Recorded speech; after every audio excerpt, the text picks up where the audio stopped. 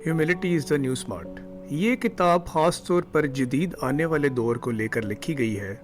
ये किताब बताती है कि कैसे आने वाले जदीद मशीनी दौर में आप कामयाब हो सकते हैं। आप में से अक्सर लोगों ने साईफाई मूवीज़ में देखा होगा कि फ्यूचर में उड़ने वाली गाड़ियाँ और रोबोट्स वगैरह दुनिया पर राज करेंगे, मगर कभी इन मूवीज़ में ये नहीं दिखाया गया कि इन स्मार्ट टेक्नोलॉजीज़ के पीछे क्या चैलेंजेस आएंगे और उसकी वजह से लोगों को जॉब्स में और कैरियर्स में क्या प्रॉब्लम्स फेस करनी पड़ सकती हैं। अब आजकल के दौर में हम बहुत तेज़ी से स्मार्ट मशीन्स और आर्टिफिशियल इंटेलिजेंस की तरफ बढ़ रहे हैं।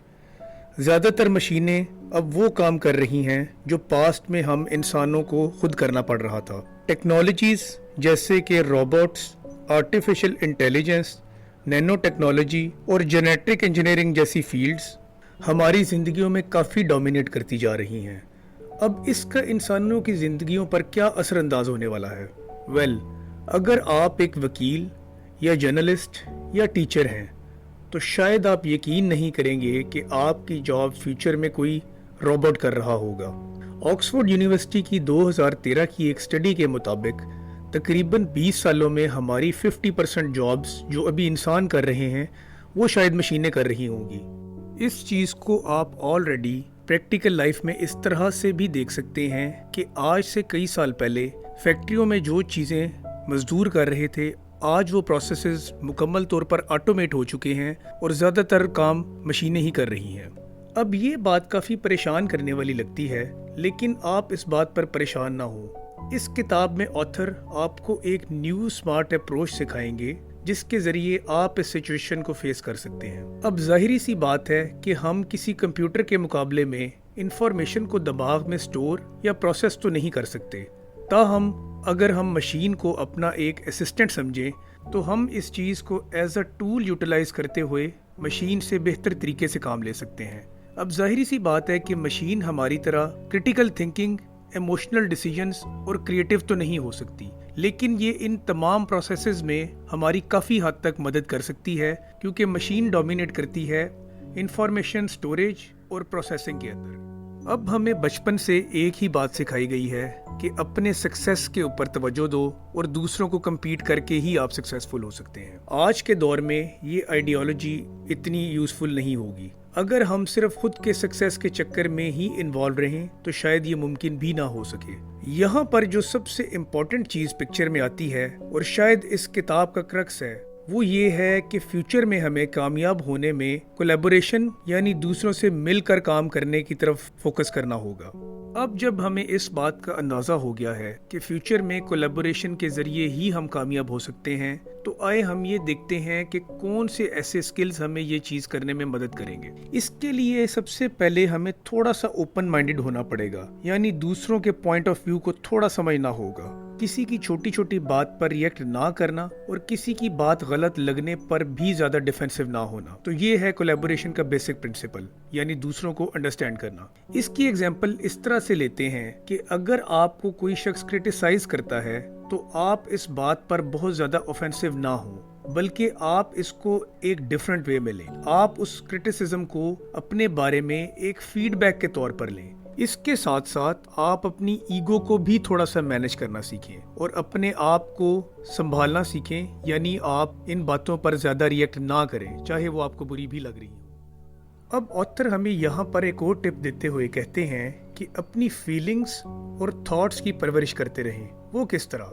अब इसके लिए ऑथर कहते हैं कि जब भी आपने किसी से कोई बात शेयर करनी हो तो आप ये ना सोचें कि आप अपने जज्बात जब किसी से शेयर करेंगे तो क्या होगा, बल्कि आप इस चीज़ से थोड़ा सा बाहर निकलें और ओपन माइंड के साथ अपने आइडियाज़ उसके साथ शेयर करें। अक्सर आप अपने आइडियाज़ जब किसी के साथ शेयर करते हैं तो दूसरे के पॉइंट ऑफ व्यू सुनकर कुछ नई चीज़ें ऐसी पता चल जाती हैं जिनके बारे में आपने पहले नहीं सोचा होता। इसके बाद ऑथर एक और चीज़ के बारे में बात करते हुए कहते हैं कि आप अपने पहले से बनाए गए आइडियाज़ और ज़िंदगी को लेकर बनाई गई आइडियोलॉजी से बाहर निकल कर सोचें। जो चीज़ें आपके बड़ों ने आपको बताई हैं, ज़रूरी नहीं कि वो 100% ही ठीक हों। अब जितना आप ओपन माइंडेडली सोचेंगे, आपके माइंड में उतने ही नए आइडियाज़ आते जाएंगे।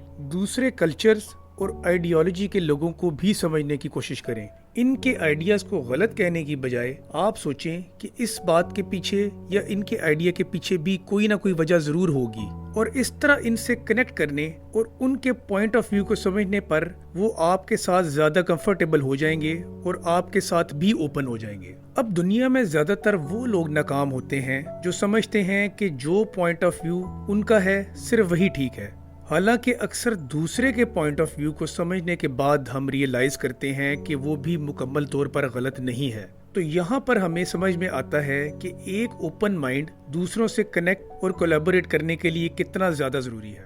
اب اس سب آئیڈیا کو بہتر سمجھنے کے لیے ہمیں یہ دیکھنا ہوگا کہ ہمیں اپنے پرانے بلیفز اور انڈرسٹینڈنگز کو تھوڑا سا بدلنا ہوگا۔ پاسٹ میں ہم زیادہ تر صرف اپنی کامیابی اور انڈیویجول گروتھ کے بارے میں ہی سیکھتے تھے، لیکن اب فیوچر میں ایسا نہیں ہے۔ جن لوگوں کو آپ ہمیشہ اپنا کمپٹیشن سمجھتے رہے ہیں اور ان کو ہرانا ہی آپ کا مقصد رہا ہے، اب آپ کو اس سوچ سے باہر نکل کر یہ دیکھنا ہوگا کہ اگر میں ان لوگوں کے ساتھ مل کر کام کروں تو کیا یہ میرے لیے فائدہ مند ہو سکتا ہے یا نہیں۔ اسی پوائنٹ پر آتی ہے ہیوملٹی، یعنی عاجزی اور سادگی۔ اب ہم میں سے زیادہ تر لوگ یہ سوچتے ہیں کہ ہیوملٹی یعنی عاجزی کوئی مذہبی کانسیپٹ ہے، یعنی ایک سبمیسو پوزیشن لینا۔ اب دراصل یہ ایک مائنڈ سیٹ ہے، اور یہ ایسا نہیں کہتا کہ آپ بالکل سبمیسو ہو جائیں، بلکہ اس کے برعکس یہ آپ کو صرف یہ سکھاتا ہے کہ آپ دوسروں کو ہمیشہ ایک چیلنج یا غلط ہونے کی نظر سے نہ دیکھیں، بلکہ اپنے ڈیفنس میکانزم کو تھوڑا کم کریں اور اپنے بائسز کو سائیڈ پر کر کے ایک دفعہ یہ سوچیں کہ کیا دوسرے کا پوائنٹ آف ویو ٹھیک ہے یا غلط۔ اب ہیوملٹی کس طرح سے بڑھائی جا سکتی ہے، آئیے دیکھتے ہیں۔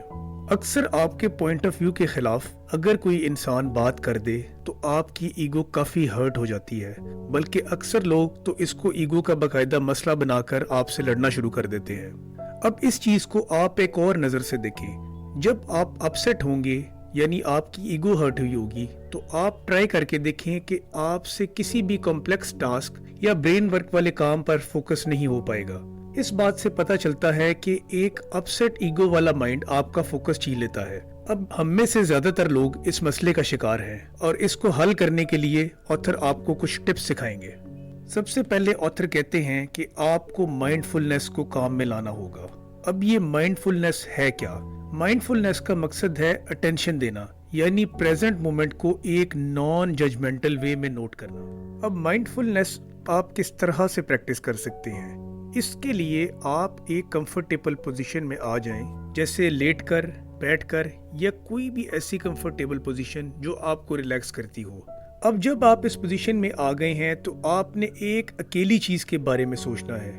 فار ایگزامپل، آپ کسی باڈی پارٹ کے بارے میں سوچیں، یا کوئی بھی ایسا کانسیپٹ جیسے کہ کائنڈنس، کمپیشن یا اینگر۔ اب جس وقت آپ ایک آئیڈیا کے اوپر اپنا دھیان مکمل لگا لیں گے تو زیادہ تر لوگوں کو ادھر ادھر کے خیالات پریشان کرنا شروع کر دیں گے۔